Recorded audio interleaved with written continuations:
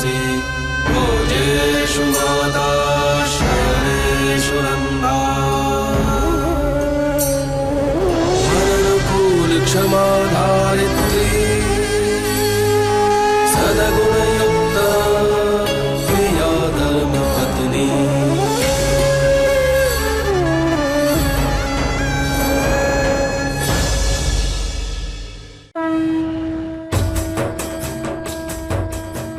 मेघा ने हमारा घर गिरवी रखवा दिया।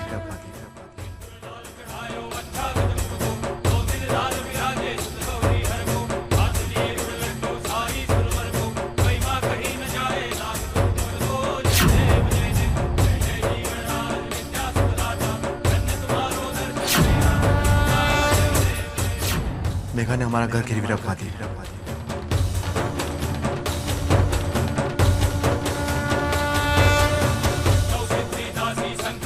राम सिंह जल्दी करो, हमें जल्द से जल्द धर्मराज जी के यहाँ पहुँचना है।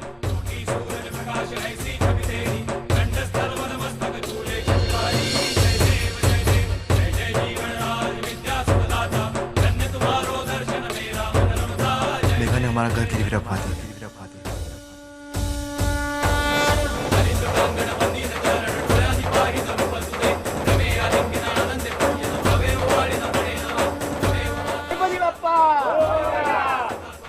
ये बप्पा, अब सब कुछ आपके हाथ में है। मुझे इतनी हिम्मत देना कि मैं मालिक को ही खबर दे सकूं।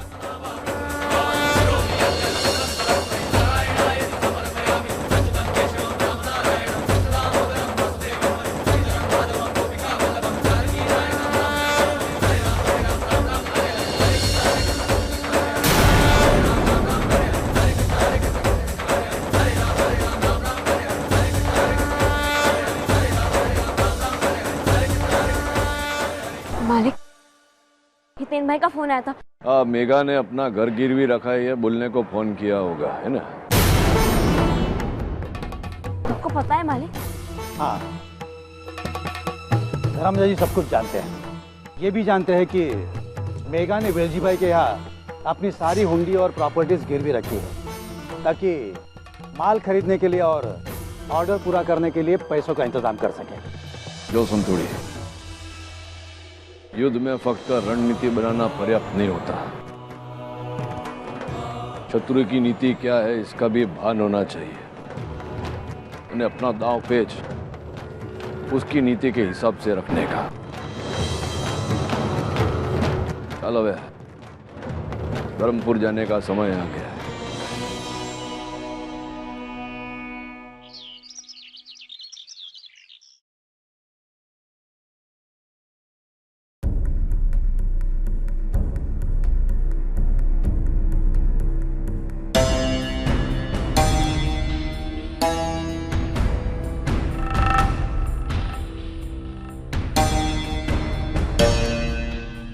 ऐसे क्या देख रही है आंखें फाड़ फाड़ के?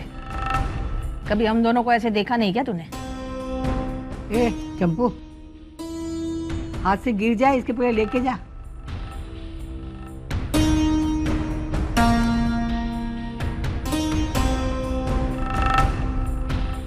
तोरल भाभी। हाँ चंपा। तोरल भाभी। हाँ क्या? क्या? पर ये कैसे संभव है? थैंक गॉड आप लोग यही मिल गए। आपको पता है नीचे हॉल में बात तारुफ हुई। जानते त्रिवेणी, जरूर कोई सीरियस बात है। चलो चलकर पता करते हैं।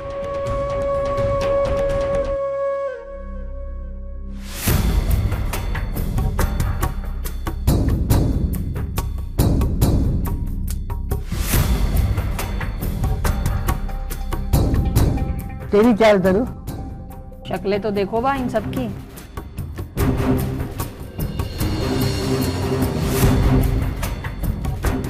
लेकिन आप लोग क्या कर रहे हैं? घर गिरवी होने का सदमा लगा है क्या? सदमा तो तुझे लगेगा जब मैं एक खबर दूंगी तब।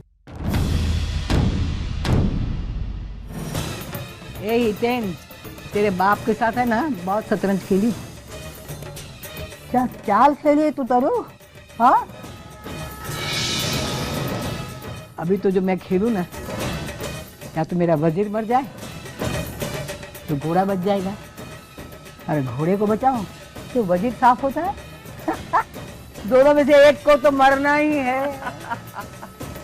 शतरंज खेली जा रही।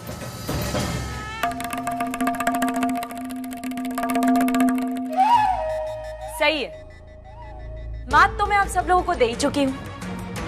लगता है आप लोगों की समझ में नहीं आया। तुझे क्या लगा मेघा, शतरंज तू अकेली ही खेल सकती है? बिल्कुल, अभी तक तो मैं ही खेल रही थी। और हारती भी आई हो।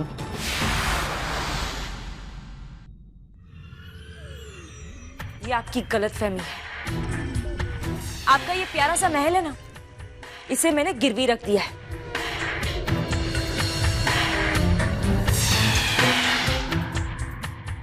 और वो पैसे मैं बिजनेस में लगाए ताकि आपकी बेटे की कंपनी कंकु दामजी भाई वर्क्स को बर्बाद कर सकूं।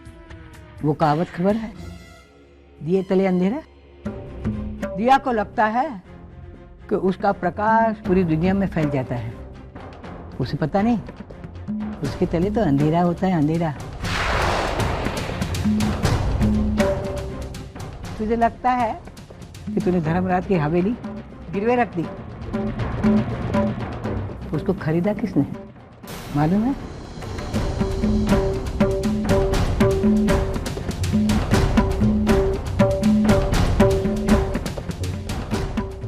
जिस घर को तूने गिरवी रखा है ना, उसको खरीदा है धर्मराज मैयावंशी ने।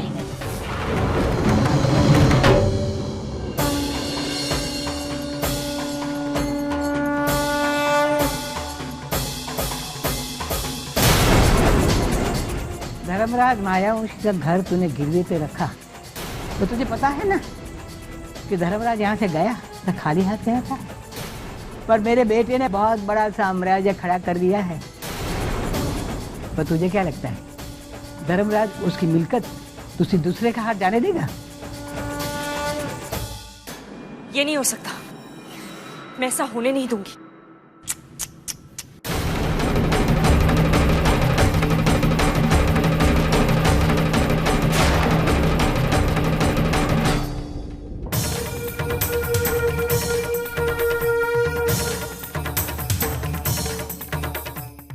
तीर बरोबर लगा लो दोस्त।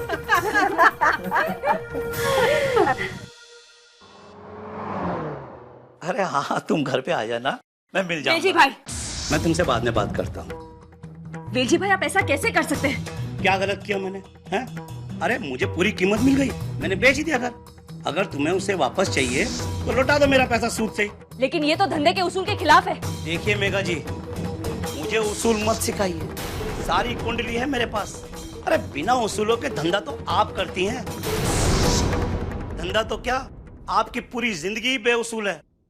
अरे बेटा छीना आपने, घर छीना आपने, मैं तो केवल न्याय का साथ दे रहा हूं। इतना समझ में नहीं आता क्या?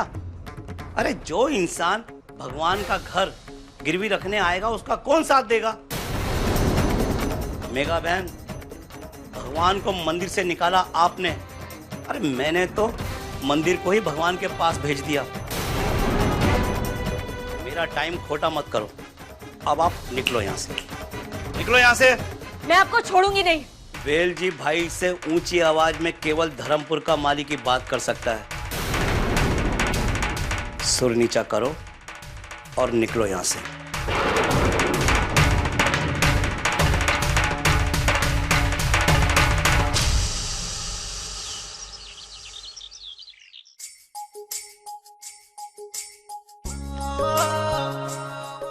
तू ऐसा सही करती है ना तो एकदम मुख्यमंत्री लगती है। मालिक, आज तो बहुत खुश होंगे ना? हाँ, खुश तो हूं।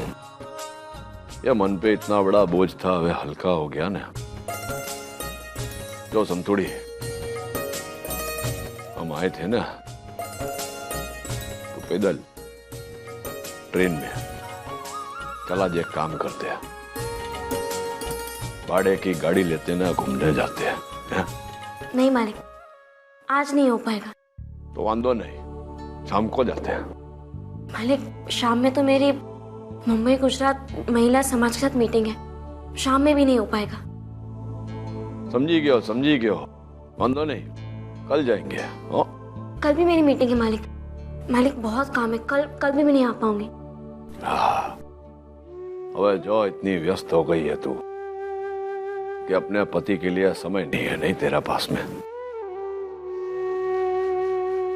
अब क्या करूं? डायमंड क्वीन जो जितना बड़ा ओहदा होता है, जिम्मेदारी भी उतनी बड़ी होती है ना। बरोबर है। तो हवे तू अपने पति का मजाक भी उड़ाएगी नहीं? नहीं मालिक, मैं मजाक कहाँ उड़ा रही हूँ। और मैंने ये भी तो नहीं कहा कि दर्द से मेरा सिर पटा जा रहा है और मुझे गर्मा गर्म चाय बना के दीजिए। कहाँ जा रहे आप? अरे चाय बनाने तेरे लिए। अबे तू मालकिन है ना, तो तेरी हुक्म तो बजानी पड़ेगी मुझे। मालिक, मैं तो सिर्फ मजाक कर रही थी। मैं सिर्फ ये देखना चाहती थी कि मुझे काम में व्यस्त देखकर आप क्या कहेंगे। अरे आकांडी के भी बात करे जा तू। मुझे खबर है कि तू कितना भी व्यस्त हो जावे, मेरे लिए समय अवश्य निकालेगी। मालिक, अब धर्मपुर जाने का समय आ गया है, इसलिए मैंने कुछ सोचा है। हाँ बताड़ बताड़। ये देखिए।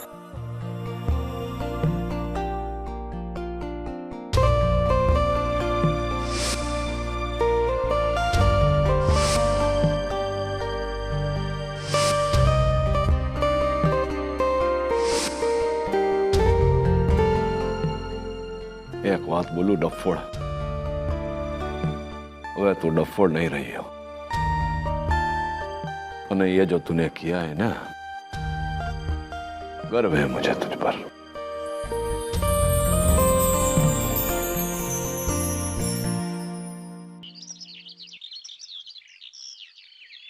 हाँ गुप्ता जी, हाँ वही होगा। Okay okay. हाँ बेचारा ना। हाँ एक मिनट। हाँ हाँ वही, सभी लोग आ गए, आप भी जल्दी आ जाइए ना। हाँ हाँ हाँ ठीक है ठीक है। Okay okay. अचानक से यहाँ सबको मिलने क्यों बुलाया है? सुना है मालिक और मालकिन दोनों धर्मपुर जा रहे हैं। अरे ऐसा कैसे हो सकता है? अगर वो लोग चले गए तो कंकु दामजी भाई वर्ष का क्या होगा? कैसे चलेगा? एक मिनट भाई और बहनों, जरा यहाँ ध्यान देना। देखिए, आप सभी के जो सवाल है, इन सवालों का जवाब देने के लिए आज धर्मराज भाऊ और बहनी खुद यहाँ आ रही है। गुप्ता जी ने कहा है कि मालकिन और मालिक खुद आपसे बात करेंगे। जय श्री कृष्ण। जय श्री कृष्ण। आप सबसे बात करनी थी, इतला माटे यहाँ बुलाया। यह हम लोग जब मुंबई आए थे ना, तो मन में अपनों का धोखा, सर पे छत नहीं, खिसा खाली, पग भी परेशान। क्या वह जावे तो क्या जावे।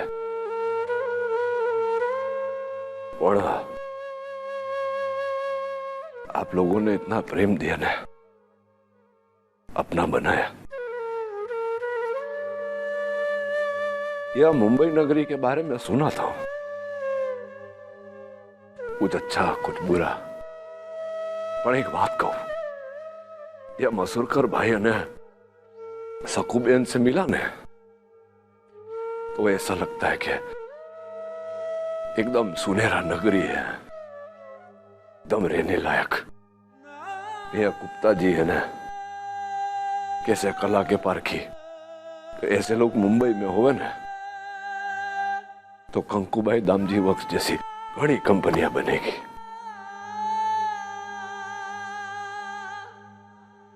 अबे आप वो बोलते हैं ना, सब चीज का समय होता है। नहीं है, मेरे धर्मपुर जाने का समय आ गया, એટલે रजा मांगना चाहते हैं आपसे।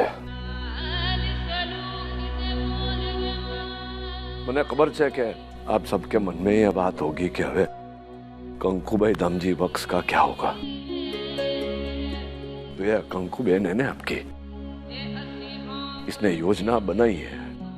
अब इसने योजना बनाई है तो इसके मोड़े से सुनो जरा। बोलना संतुड़ी।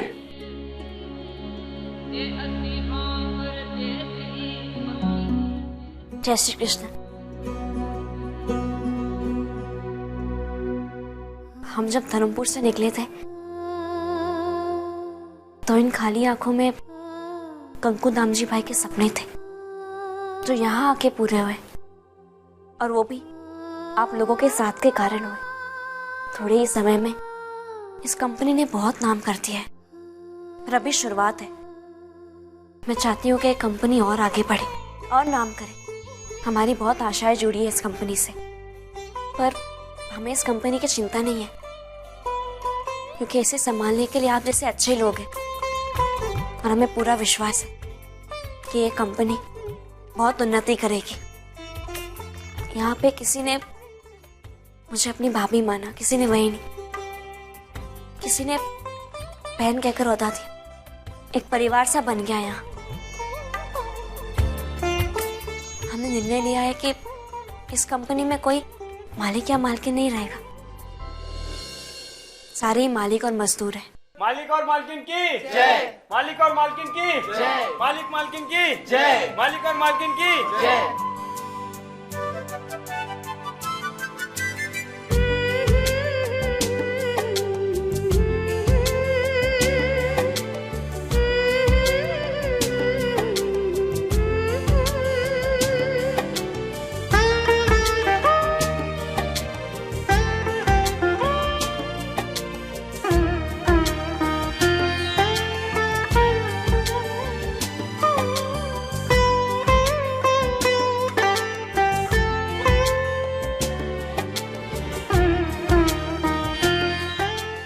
देवा शपथ भाऊ,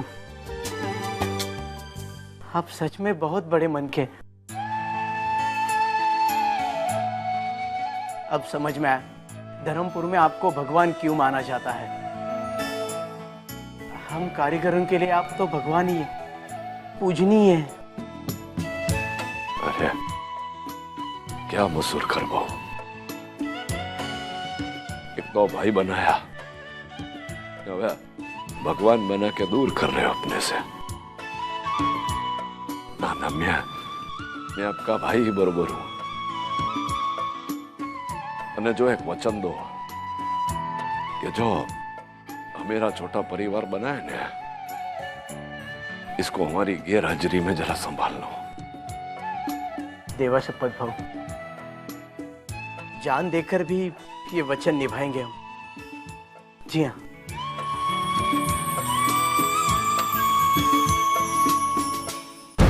फिर भी मेहता साहब, अब इतने बड़े लॉयर हैं, कोई ना कोई तोड़ जरूर होगा आपके पास। कुछ भी कीजिए, कैसे भी करके ये सब रोकिए। ये सब तो आपको पावर ऑफ अटॉर्नी लेने से पहले सोचना चाहिए था। अब मेघा जी ने इसका क्या इस्तेमाल किया है ये मैं कुछ नहीं कह सकता। पर कुछ तो। आई एम सॉरी विशाल जी, मैं इसमें आपकी कोई मदद नहीं कर सकता। डैम, सारी गलती मेरी है। मुझे मॉम को ये पावर देना ही नहीं चाहिए था। अब जाके तुझे याद आ गई।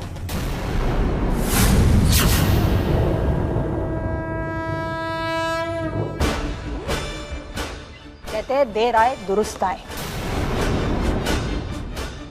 लेकिन विशाल, तूने तो इतनी देर कर दी बात को समझने में कि अब दुरुस्त करने लायक कुछ बचा ही नहीं। तू मेरे नानका का बेटा है, यानी मेरा ही बेटा है, लेकिन फिर भी तेरी ये हालत देखे मुझे दुख नहीं हो रहा है। पता है क्यों? क्योंकि जो औलाद अपने माँ बाप को दुख पहुंचाती है ना, उसे सुख कभी नहीं मिलता। यही कुदरत का नियम है। सही कहा तरफ, कहने को तो ये मेरा भाई है, लेकिन मुझे ये बात बोलते इसे शर्म नहीं आती कि आज इसकी हालत धोबी के उस कुत्ते जैसी है जो ना घर का है ना घाट का। विशाल, तू ना ही इस परिवार का हो सकता और ना ही उस मेघा ने तुझे अपनाया जिसे तू अपनी माँ कहकर बुलाता था। मेघा ने तो तुझे एक सिर्फ मोहरे की तरह इस्तेमाल किया विशाल। अरे उसके दिल में तेरे लिए कभी सच्चा प्यार था ही नहीं। तू तो सिर्फ एक हथियार था जिससे वो हमारे परिवार से बदला ले सके। सही कहते हैं लोग, भगवान की लाठी में आवाज नहीं होती। इसलिए कब तुम्हारी सो कॉल्ड मॉम ने तुमसे सब कुछ छीन लिया, तुम्हें पता भी नहीं चला। बहुत अन्याय किया तुमने लोगों के साथ, इसीलिए आज एक औरत ने ही तुम्हें बर्बाद कर दिया। बस कीजिए आप लोग, बस। हम तो चुप रहेंगे विशाल, तो तेरी अंदर की आत्मा चुप रहेगी? कान बंद करने से तेरी अंदर की आत्मा चुप नहीं रहेगी। खुद को आईने में देख भी नहीं पाएगा तू, अपने को देख के खुद कतराएगा। यही कुदरत का इंसाफ है।